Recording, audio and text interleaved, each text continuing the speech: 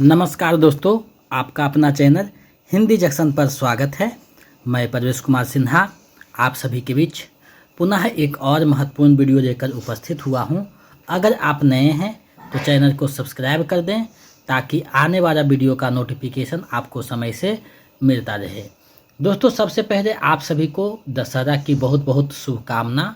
आप लोग जो है दशहरा मेला घूमिए, एंजॉय कीजिए और साथ ही जो है अपनी तैयारी को जारी रखिए, क्योंकि आज का जो पेपर है उसमें ए स्टेट का जो है परीक्षा का डेट 14 से 25 अक्टूबर तय कर दिया है। तो आपके पास समय बहुत कम है, तो इन कम दिनों में आपको बेहतरीन ढंग से तैयारी करना होगा, क्योंकि अब मात्र 10 दिन लगभग बचा हुआ है। 11 तारीख से हो सकता है एडमिट कार्ड डाउनलोड होना स्टार्ट हो जाए। तो आप लोग तैयारी में लगे रहिए। उसी तैयारी को देखते हुए आज एक और वीडियो लेकर उपस्थित हुए हैं। तो चलिए देखते हैं आज कौन सा वीडियो को देखने वाले हैं। तो दोस्तों, जैसा कि आप देख पा रहे हैं, कहानी का पलौट यानी शिवपूजन सहाय जी की रचना है कहानी का पलौट। तो उसी को हम लोग देखने वाले हैं। कहानी का जो पढ़ना है उसमें 6 कहानी पढ़ना है, जिसमें 2 कहानी बता चुके हैं। आज तीसरा कहानी हम लोग देख रहे हैं। आज का कहानी है कहानी का पलौट। अगर आप बिहार स्टेट पेपर 2 यानी पीजीटी हिंदी की तैयारी कर रहे हैं तो ये वीडियो काफ़ी महत्वपूर्ण होने वाला है, क्योंकि हम लोग इसमें कहानी सेक्शन से कहानी का पलौट एक कहानी लगी हुई है, शिवपूजन सहाय की रचना है, उसी को हम लोग देखने वाले हैं। यानी इस कहानी से जो महत्वपूर्ण बिंदु है उसको हम लोग देखेंगे और शिवपूजन सहाय के बारे में जानेंगे, क्योंकि रचनाकार से संबंधित प्रश्न भी पूछा जाता है। तो आप लोग वीडियो के अंत तक बने रहिएगा, एक एक बिंदु को अच्छे से देखिएगा और अंत में जो 35 MCQ PYQ दिए गए हैं उसको भी देखिएगा, ताकि आपका तैयारी जो है बेहतरीन हो सके।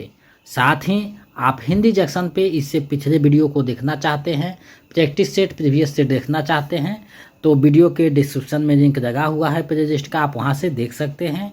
हिंदी जंक्शन चैनल पे आपका स्टेट पेपर 1, पेपर 2 और BPSC 4.0 तीनों की जो है समुचित क्लास की व्यवस्था है, बना हुआ है प्ले लिस्ट। आप वहां से देख करके अपनी तैयारी को बेहतर कर सकते हैं। हिंदी जंक्शन से जुड़िए, हिंदी जंक्शन मतलब पक्का सिलेक्शन। तो आप लोग चैनल से जुड़ करके अपनी तैयारी को बेहतर कीजिए। अगर आप बिहार स्टेट पेपर 2 का नोट्स पाना चाहते हैं, प्रैक्टिस सेट पाना चाहते हैं, तो हमारे नंबर 72 61 81 53 07 पे 199 रुपया किसी भी माध्यम से पेमेंट कीजिए, गूगल पे, फ़ोन पे, पेटीएम, और उसका स्क्रीनशॉट लेकर इसी नंबर पे हमें व्हाट्सएप कर दीजिए। तो हम इधर से आपको PDF उपलब्ध करवा देंगे, जिसको आप अच्छे से ईमानदारी से 2-3 बार पढ़ देते हैं तो आपका रिजल्ट लगभग 95% संभावना हो जाती है होने की। तो इन सारी चीज़ों को रखते हैं तो अलग से कहीं भी कोई भी क्लास देखने की आवश्यकता नहीं है, कहीं भी प्रैक्टिस सेट बनाने की आवश्यकता नहीं है। तो चलिए बिना देर करते हुए आज का जो कहानी है शिवपूजन सहाय की कहानी का पलौट उसको देखते हैं, समझते हैं और उससे संबंधित PYQ को देखते हैं। तो जैसा कि आप देख पा रहे हैं कहानी का पलौट, यानी आज हम जो है कहानी सेक्शन में एक कहानी लगी हुई है कहानी का पलौट, तो उसी को हम लोग देखने वाले हैं। ये शिवपूजन सहाय की रचना है। तो कहानी से सबसे पहले शिवपूजन सहाय के बारे में जानेंगे, क्योंकि यहाँ से प्रश्न पूछा जा सकता है। अगर स्टेट में नहीं पूछे तो BPSC में पूछा जाएगा, तो इसलिए यहाँ से जानना जरूरी है, क्योंकि शिवपूजन सहाय बिहार के रचनाकार हैं और बिहार के रचनाकार होने के कारण इनसे संबंधित प्रश्न पूछा जा सकता है। तो चलिए देखते हैं। शिवपूजन सहाय का जन्म अगस्त 1893 गाँव उनवास शाहाबाद यानी बिहार में हुआ था। मृत्यु जो है 21 जनवरी 1963 पटना में हुआ था। हिंदी के प्रसिद्ध उपन्यासकार, कहानीकार, संपादक और पत्रकार थे। उन्हें साहित्य एवं शिक्षा के क्षेत्र में सन 1960 में पद्म भूषण से सम्मानित किया गया था। प्रारंभिक शिक्षा आरा बिहार में हुई, फिर 1961 से कलकत्ता में पत्रकारिता आरंभ की। 1924 में लखनऊ में प्रेमचंद के साथ माधुरी पत्रिका, यहाँ देखिए थोड़ा सा टाइपिंग जो है कन्वर्ट हो गया है, तो माधुरी पत्रिका का संपादन किया। 1926 से 33 तक काशी में प्रवास और पत्रकारिता का तथा लेखन किया। 1934 से 39 तक पुस्तक भंडार रहेरिया सराय में संपादन किया। 1939 से 49 तक राजेंद्र कॉलेज छपरा में हिंदी के प्राध्यापक रहे। राजेंद्र कॉलेज छपरा में 10 सालों तक वह हिंदी विभाग के विभागाध्यक्ष रहे। इस दौरान उन्होंने कई रचनाएं प्रकाशित होती रही उनकी।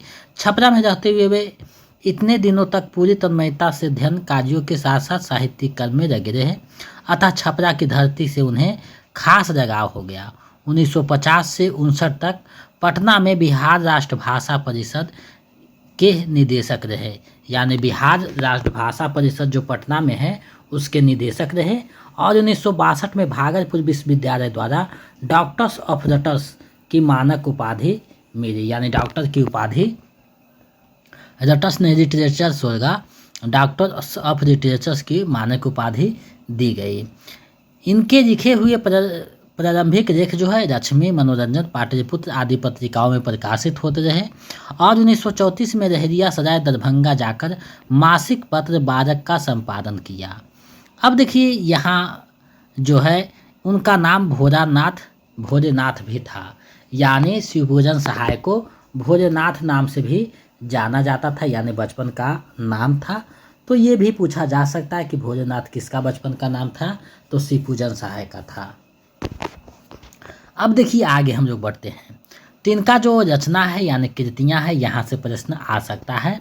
तो कथा एवं उपन्यास है, तो देखिए तूती मैना है, देहाती दुनिया इनका प्रसिद्ध उपन्यास है 1926 में, और आंचलिक उपन्यास है ये।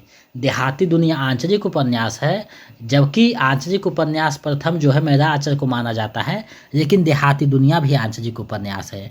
विभूति जो है कहानी है वो 1935 में आता है। वे दिन वे लोग 1965 में आते हैं। बाकी जो है ये सब है, ये एग्जाम में देखने को बहुत नहीं मिलेगा आपको, स्मृति शेष आ सकता है।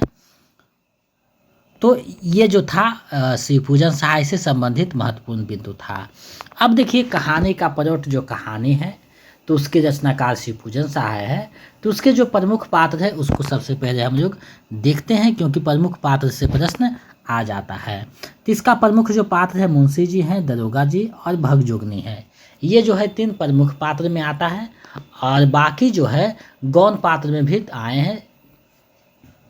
तो इसमें जो है कि लेखक जो है कहानी का शुरुआत करते हैं कि मैं कोई कहानी लेखक नहीं हूँ, कहानी लिखने योग्य जो है मुझ में प्रतिभा नहीं है, यानी ये कहानी लिख रहे हैं लेकिन अपने आप को असमर्थ बता रहे हैं, यानी उतना बड़ा कहानीकार के रूप में अपने को जो है चित्रित नहीं करते हैं। आगे कहानी बढ़ती है।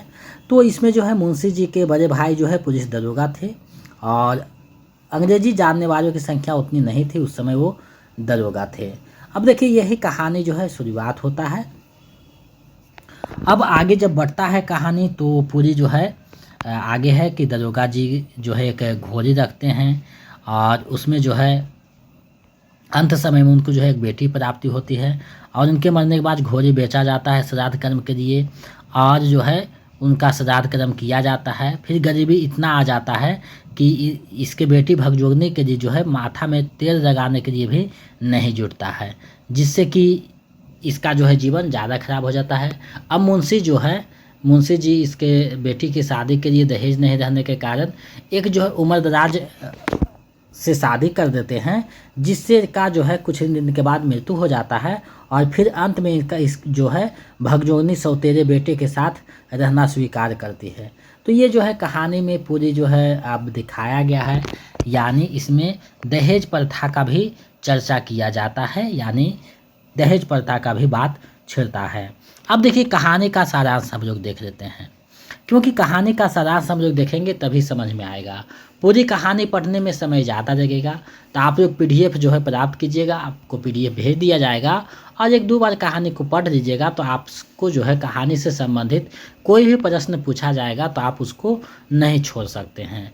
तो कहानी का सारांश हम इसलिए बता रहे हैं ताकि नीचे जो MCQ रहेगा वो आपको समझ में आएगा, क्योंकि हम लोग 35 जो है PYQ को देखने वाले हैं। तो देखिए कहानी का पलट शिवपूजन सहाय द्वारा रचित आत्मकथा शैली में लिखी गई आंचलिक कहानी है, यानी ये जो कथा है आत्मकथा शैली में लिखी गई है। शिवपूजन सहाय एक सफल कहानीकार वह परंतु स्वयं को कहानी लेखन योग्य प्रतिभाहीन बताते हैं। इसका कारण उनका विनोद स्वभाव और उनका बड़प्पन कहा जा सकता है। उनके गांव के पास ही एक छोटा सा गांव है। उसी गांव में एक बूढ़े मुंशी जी रहते थे। उनकी एक पुत्री थी जिसका नाम था भगजुगनी। मुंशी जी के बड़े भाई दरोगा थे और दरोगा जी ने खूब रुपया कमाया था। दरोगा जी जो कमाई से अपनी ज़िंदगी में ही फूंक कर ताप गए। उनके मरने के बाद सिर्फ एक घोड़ी बची थी, महज 7 रुपये में की थी। इस घोड़ी को बेचकर मुंशी जी ने दरोगा जी का श्राद्ध कर्म किया। जब दरोगा जी जिंदा थे तो मुंशी जी रोज 32 बटेर और 14 चपाती या उड़ा जाते थे, यानी 32 बटेर और 14 चपाती खा जाते थे। हर साल एक नया जलता हुआ करता था, जलता नहीं जरसा हुआ करता था। परंतु दरोगा जी के मरने के बाद चुल्लू भर कड़वा तेल मिलना भी मुहाल हो गया। सचमुच अमीरी की कब्र पर पनपी गरीबी बड़ी ही जहरीली होती है। अब देखिए ये जो पंक्ति है आपको आ सकता है, सचमुच अमीरी की कब्र पर पनपी हुई गरीबी बड़ी जहरीली होती है। मुंशी जी की बेटी भगजोगनी जो है गरीबी में पैदा हुई थी और जन्म से ही अपनी माँ को प्यार से वंचित हो गई और उसकी माँ का देहांत हो गया। वह अभागिन तो थी, परंतु उसमें शक नहीं कि सुंदरता में अंधेरे घर का दीपक थी। यानी अभागिन थी लेकिन सुंदरता में अंधेरे घर का दीपक थी। कहानीकार पहले उसे मात्र 11 वर्ष की अवस्था में दिखता है, परंतु उसकी दर्दनाक गरीबी को देखकर उसका भी कलेजा कांप उठता है। जब वह सयानी हो गई तो मुंशी जी को उसकी शादी की बड़ी चिंता सताती है। मगर हिंदू समाज कब बिना दहेज के किसी कन्या का विवाह हुआ है? कहानीकार भी अथक प्रयास किए उसकी शादी किसी भले मानस घर में हो जाए, परंतु यह हो ना सका। उसकी शादी 41-42 वर्ष की एक अधेड़ से कर दी जाती है। वह अचानक चल बसा और पुनः भगजोगनी का विवाह उसके अपने ही बेटे, जो कि उसका सौतेला बेटा है, कर दिया जाता है। और भारतीय समाज की व्याप्त जो कुरीतियाँ हैं, विषमताओं को बड़े मार्मिक ही रूप में कहानी के माध्यम से बेमेल विवाह जो है, दहेज प्रथा, जो गरीबी, बुरे कर्म, बुरा प्रभाव आदि अर्थों को अपने में समेटे हुए समाज की कड़वी सच्चाई को रुबारू करता है। यानी कि कहानी में जो है मुंशी जी की जो है एक बेटी होती है और जब उसका भाई जो है दरोगा रहता है तो पूरा राजसी जीवन जीता है, घी के दिए जलते हैं। लेकिन जैसे ही दरोगा जी मर जाते हैं, अपने साथ जितनी कमाई रुपये थे उसको ख़त्म कर जाते हैं। बढ़ती है एक तुर्की घोड़ी जिसका जो है 7 रुपया दाम रहता है और श्राद्ध कर्म में उसको भी बेच करके उसका श्राद्ध कर्म कर दिया जाता है। अब मुंशी जी के बेटी भगजोगनी के माथे में लगाने के लिए कड़वा तेल तक नहीं जुटता है, ये इसमें दिखाया गया है। कुछ दिन के बाद जो है भगजोगनी का शादी का चिंता होता है, जिसके लिए तरह तरह के जो है रिश्ते देखते, लेकिन कहीं हर एक जगह दहेज मांगा जाता है और दहेज इनके पास थे नहीं। तो वो जो है एक अधेड़ जो व्यक्ति रहता है, यानी 41-42 वर्ष का एक जो है युवक से कर दिया जाता है और कुछ दिन के बाद उसका मृत्यु हो जाता है, जिसके बाद जो है वो पुनः जो है अपने सौतेले बेटे के साथ जीना स्वीकारती है। तो ये कहानी का दंश है जिसमें आप देखते हैं दहेज प्रथा भी दिखाया गया है, बुरे कर्म का जो बुरा फल होता है वो भी दिखाया गया है। दूसरी बात है कि आप जब भी बेमेल विवाह का चर्चा करेंगे तो कहानी का प्लॉट कहानी वहाँ पे सबसे पहले आएगा। तो ये सब इसमें दिखाया गया है। तो कहानी का मेन जो सारांश है लगभग यही है। कहानी पूरी पढ़िएगा तो आपको और विस्तार में अच्छे से समझ में आएगा। तो हम लोग जो है अब कहानी से संबंधित महत्वपूर्ण जो PYQ है, MCQ है, उसको देखते हैं। तो देखिए पहला प्रश्न है, भगजोगनी किस कहानी की पात्र है? तो भगजोगनी जो कहानी की पात्र है तो किस कहानी की है? तो भगजोगनी जो पात्र है, कहानी का प्लॉट जो कहानी है उसी के पात्र रहती है। तो विकल्प ग जो है सही हो जाएगा। अब प्रश्न पूछ सकता है कि भगजोगनी किस कहानी की नायिका है? तो नायिका के रूप में भगजोगनी का जो चित्रण है कहानी के प्लॉट में किया जा सकता है। तो विकल्प ग जो है सही हो जाएगा। अब देखिए आपके सामने सिक्का बदल गया। कृष्णा सूक्ति की कहानी है, ईदगाह मुंशी प्रेमचंद्र का है, राजपान की बेगम जो है फणीश्वर नाथ रेणु की कहानी है। तो ये थोड़ा सा ध्यान में रखना जरूरी है। आगे है मुंशी जी की किस्मत पर कैसी मार पड़ी। तो मुंशी जी की जो किस्मत पर जो मार पड़ती है वो कैसा मार पड़ता है, तो दोहरी मार पड़ती है। यानी एक तो भाई की मृत्यु हो जाती है, दूसरे में जो है इसकी शादी करनी रहती है भगजोगनी की, यानी गरीबी आ जाता है। तो विकल्प ग जो है सही हो जाएगा। आगे है मुंशी जी ने क्या बेचकर दरोगा जी का श्राद्ध किया। तो मुंशी जी ने क्या बेचकर किया था, तो मुंशी जी उसका श्राद्ध करते हैं वो घोड़ी बेचकर करते हैं। यानी दरोगा जी ने जो तिरकी घोड़ी बचा करके रखा था उसी को बेच करके उसका जो है श्राद्ध करते हैं। तो श्राद्ध मतलब माने 10 कर्म जो होता है वो ही करते हैं। तो विकल्प ख जो है सही हो जाएगा।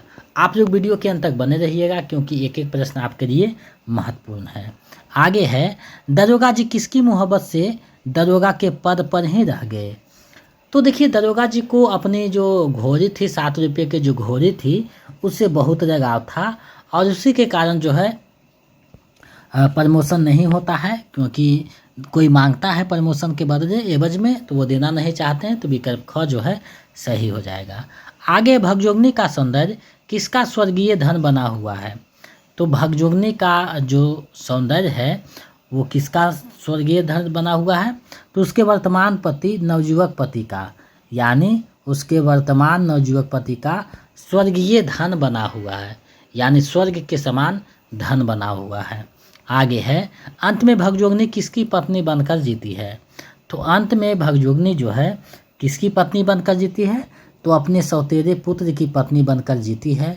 विकल्प क जो है सही हो जाएगा। आगे है कुछ लोगों के कथा अनुसार गरीब घर की लड़की कैसी होती है।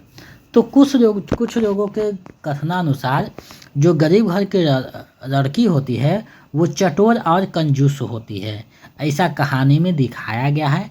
तो विकल्प ख जो है सही हो जाएगा, यानी कहानी के आधार पे ही आपको जो है जवाब देना है। आगे है मुंशी जी के बड़ा भाई किस पद पर काज करते मरे। तो किस पद पर काज करते हुए मरते हैं, तो दरोगा के पद पर काज करते हुए मरते हैं। विकल्प क जो है सही हो जाएगा। कहानी का प्लॉट शीर्षक पाठ गद्य की कौन सी विधा है। तो कहानी का प्लॉट जो है वो गद्य की कहानी विधा है, यानी विकल्प ख जो है सही हो जाएगा। तो ये प्रश्न जो है पिछले बार पूछा गया था। आगे है तिरक दहेज क्रूरता का शिकार कौन हुआ। तो तिरक दहेज क्रूरता को जो शिकार होता है वो भगजोगनी होती है। विकल्प ग जो है सही हो जाएगा। आगे है निम्नलिखित में से दहेज प्रथा पर आधारित कहानी है। तो दहेज प्रथा पर आधारित कहानी कौन है, तो दहेज प्रथा पर आधारित कहानी जो है वो कौन रहता है आपको बताना है। तो दहेज प्रथा पर कहानी जो है आधारित है कहानी का प्लॉट, यानी विकल्प क जो है आपका सही आंसर हो जाएगा। कहानी का प्लॉट पूस की रात जो है मुंशी प्रेमचंद की रचना है। कानों में कंगना राधिका रमन प्रसाद सिंह का है। पंचराइट जो है फणीश्वर नाथ रेणु का है। तो विकल्प क जो है सही हो जाएगा। आगे है थानेदार की कमाई और किसका तापना दोनों बराबर है। तो थानेदार की कमाई और फूस का तापना दोनों बराबर हो माना गया है कहानी के अनुसार। तो विकल्प ग जो है सही हो जाएगा। आगे बढ़ते हैं अगले प्रश्न की ओर। प्रश्न है बुढ़ापे में मुंशी जी को क्या पैदा हो गई। तो बुढ़ापे में मुंशी जी को एक लड़की पैदा हो जाती है जिसका नाम भगजुगनी रहता है। विकल्प ख जो है सही हो जाएगा। आगे है इस युग में क्या परवर हो रही है। तो इस युग में जो परवर हो रही है वो अबला परवर हो रही है, यानी नारी को जो है अबला के रूप में बताया गया है। विकल्प ख जो है सही हो जाएगा। नेक्स्ट प्रश्न है दरोगा जी के ज़माने में मुंशी जी खूब किस चित्र के दिए जलाए करते थे, किस चीज़ के दिए जलाए करते थे। तो ये जो मुंशी जी थे वे किसका दिया जलाया करते थे, तो घी के दिए जलाया करते थे। यानी दरोगा जी के ज़माने में दरोगा जी का जब इनकम था तो ये घी के दिए जलाते थे, और जब उसकी मृत्यु हो जाती है उनकी तो इनके माथे में लगाने के लिए कड़वा तेल भी नहीं होता है। तो ये जो है कहानी में दिखाया गया है। आगे बढ़ते हैं। आगे है सुंदरता में भगजोगनी अंधेरे घर की क्या थी? तो सुंदरता में भगजुगनी जो रहती है, अंधेरे घर की दीपक रहती है, यानी विकल्प क जो है सही हो जाएगा। आगे बढ़ते हैं। आगे है दरोगा जी की कौन बारूद की पुड़िया थी? तो दरोगा जी की कौन बारूद की पुड़िया थी? तो एक जो है घोड़े रखे हुए थे जो दरोगा जी के जो है बारूद की पुड़िया थी, यानी विकल्प ख जो है सही हो जाएगा। नेक्स्ट प्रश्न है मुंशी जी की पुत्री का नाम क्या था? तो मुंशी जी की पुत्री का नाम भगजोगनी था, यानी विकल्प ग जो है सही हो जाएगा, भगजोगनी। आगे है तिलक दहेज के ज़माने में किसको पैदा करना मूर्खता है? तो तिलक और दहेज के ज़माने में बेटी को पैदा करना मूर्खता है, यानी लड़की को पैदा करना मूर्खता है, विकल्प ख जो है सही हो जाएगा। तो ये कहानी में जो है हर एक बात को जो है शिवपूजन सहाय चित्रण किए हैं, यानी एक एक कहानी जो है एक एक पंक्ति को आप पढ़िएगा तो आपको सारा चीज़ समझ में आ जाएगा। तो PDF जल्द ही प्राप्त कीजिए, समय बहुत कम है और आपका जल्द ही एग्ज़ाम हो जाएगा। आगे है कहानी का परोठ पाठ के लेखक कौन है? तो ये जो कहानी के परोठ के रचनाकार हैं वे शिवपूजन सहाय जी हैं, यानी विकल्प ख जो है सही हो जाएगा। आगे बढ़ते हैं। आगे है अपने कौन से बेटे की पत्नी बनने का दुर्भाग्य स्वीकार करती है? तो अपने सौतेरे बेटी की जो है पत्नी बनने का दुर्भाग्य स्वीकार करती है, विकल्प ग जो है सही हो जाएगा। नेक्स्ट प्रश्न है शिवपूजन सहाय ने रचनावली कहाँ से प्रकाशित की गई? शिवपूजन सहाय के जो रचनावली है वो कहाँ से प्रकाशित की गई? तो पटना से बिहार राष्ट्र भाषा परिषद से प्रकाशित की जाती है, विकल्प क जो है सही हो जाएगा। कौन सी राष्ट्रभाषा परिषद उनकी कल्पना का साकार रूप था? तो बिहार राष्ट्र भाषा परिषद जो स्थापित हुआ है वो शिवपूजन सहाय की कल्पना का साकार रूप है, जिसको आप कल्पना में देखे थे उसे बिहार राष्ट्र भाषा परिषद को स्थापित करते हैं बिहार के पटना में, विकल्प ग में सही हो जाएगा, बिहार, जो वर्तमान में पटना में अभी भी स्थित है। हिंदी की प्रतिष्ठित पत्रिका के संपादक मंडल में कौन थे? तो हिंदी की जो प्रतिष्ठित पत्रिका है वो किसमें जो है संपादक मंडल में शामिल थे? तो ये शामिल थे मतवारा के संपादक मंडल में, यानी विकल्प घ जो है सही हो जाएगा। आगे है कौन से आंदोलन के बाद उन्होंने सरकारी नौकरी को त्याग दे दिया? तो कौन से आंदोलन से त्याग पत्र दे दिया है? तो असहयोग आंदोलन के बाद जो है वो त्याग पत्र दे देते हैं, विकल्प ग जो है सही हो जाएगा। कहानी का परोठ कहानी में लेखक ने किसका स्थान निर्धारित किया है? तो देखिए लेखक ने नारी का जो है स्थान निर्धारित किया है, विकल्प ग जो है सही हो जाएगा। बनारस में कौन सा नौकरी कर रहे थे? तो शिवपूजन सहाय बनारस में कौन सा नौकरी कर रहे थे? तो नकरविश की नौकरी कर रहे थे, विकल्प ग जो है सही हो जाएगा। शिवपूजन सहाय अपने समय के कैसे व्यक्ति थे? तो शिवपूजन सहाय अपने समय के बहुत ही लोकप्रिय और सम्मानित व्यक्ति थे, विकल्प क जो है सही हो जाएगा। नेक्स्ट प्रश्न है लेखक ने किस प्रतिष्ठित पत्रिकाओं में संपादन किया है? तो लेखक ने जो है हिमालय नामक प्रतिष्ठित पत्रिकाओं में संपादन किया है, विकल्प ख जो है सही हो जाएगा। आगे बढ़ते हैं। आगे है शिवपूजन सहाय की रचनावली कितने खंडों में थी? तो ये जो है 4 खंडों में प्रकाशित की जाती है बिहार राष्ट्र भाषा परिषद से, तो विकल्प ग जो है सही हो जाएगा। आगे है 10वीं की परीक्षा पास करने के बाद लेखक ने कहाँ नौकरी की? तो 10वीं की परीक्षा पास करने के बाद ये बनारस में नौकरी की, विकल्प क जो है सही हो जाएगा। अगले प्रश्न को देखते हैं। प्रश्न है लेखक का एकमात्र उपन्यास कौन सा था? तो लेखक का जो है एकमात्र उपन्यास कौन था? देहाती दुनिया है, जो 1926 में प्रकाशित होता है। ये बहुत ही बेहतरीन उपन्यास है जो प्रसिद्धि का आधार है, तो आप जो भी इसको देख सकते हैं। आगे है पति की मृत्यु के पश्चात भगजोगनी किसकी पत्नी बनकर जीती है? तो पति के मृत्यु के बाद जो है भगजोगनी अपने सौतेरे पुत्र की पत्नी बनकर जीती है, विकल्प घ जो है सही हो जाएगा। शिवपूजन सहाय का जन्म कब हुआ था? तो शिवपूजन सहाय का जो जन्म हुआ था वो 1893 ईस्वी में हुआ था, विकल्प ग जो है सही हो जाएगा।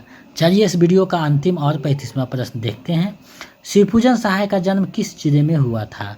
तो शिवपूजन सहाय का जन्म बक्सर जिले में हुआ था। विकल्प क जो है सही हो जाएगा।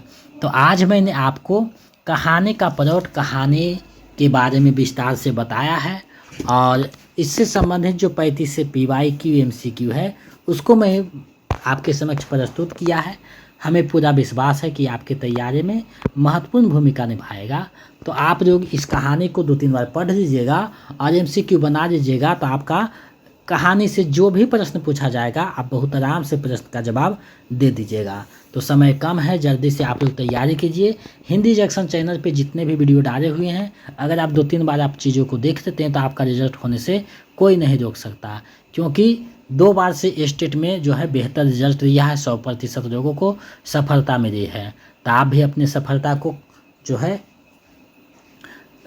कायम कर सकते हैं। इसके लिए हिंदी जंक्शन चैनल पे देखिए। अगर आप बिहार स्टेट पेपर 2 का नोट्स पाना चाहते हैं तो हमारे नंबर 72 61 81 53 07 53 07 इस पे जो है 199 रुपया स्टेट पेपर 1 के लिए, 149 रुपया स्टेट पेपर 1 के लिए, 199 रुपया स्टेट पेपर 2 के लिए। अगर स्टेट पेपर 1 और 2 दोनों का लेना चाहते हैं तो 299 रुपया पेमेंट कर सकते हैं। अगर आप BPSC 4.0 का लेना चाहते हैं तो 249 रुपया पेमेंट करके अपने जो है स्क्रीनशॉट भेज दीजिए, इसी नंबर पे व्हाट्सएप कर दीजिए। तो इधर से PDF आपको सेंड कर दिया जाएगा, जिसको आप अच्छे से देख लेते हैं, प्रैक्टिस सेट बना लेते हैं, प्रीवियस सेट बना लेते हैं, तो आपका लगभग 95% तैयारी हो जाएगा। इन सारी चीज़ों को रखते हैं तो अलग से कोई भी चैनल पे क्लास या प्रैक्टिस सेट बनाने की आवश्यकता नहीं है। संपूर्ण आपका हिंदी का तैयारी हो जाएगा, काफ़ी है। तो आप लोग चैनल से जुड़िए, अपनी तैयारी को बेहतर कीजिए। इसी तरह हम जो है आपके समक्ष जो है वीडियो लेकर उपस्थित होता रहेंगे। और 7 तारीख तक पेपर 1 का क्लास ख़त्म हो जाएगा और 11-12 तारीख तक सोच रहे हैं पेपर 2 का क्लास ख़त्म कर दें। उसके बाद अगर समय मिलेगा तो 1-2 प्रैक्टिस सेट देखेंगे और मैराथन करा देंगे अंत में, जिससे आपका तैयारी और बेहतर हो जाएगा। तो आज के लिए बस इतना ही। अगर आप नए हैं तो चैनल को सब्सक्राइब करके बेल आइकन को दबा दें। आप हिंदी जंक्शन पे जुड़े हुए हैं इतना देर तक, इसके लिए बहुत बहुत धन्यवाद। हिंदी जंक्शन के माध्यम से 4000 प्लस बच्चों ने अपने जो है लक्ष्य को प्राप्त किया है। एक शिक्षक के रूप में योगदान दिया है। आगे आप भी अपने लक्ष्य को प्राप्त कीजिएगा, यही कामना है। आपकी सफलता ही हमारी सफलता है। तो मिलते हैं नए वीडियो में। जय हिंद।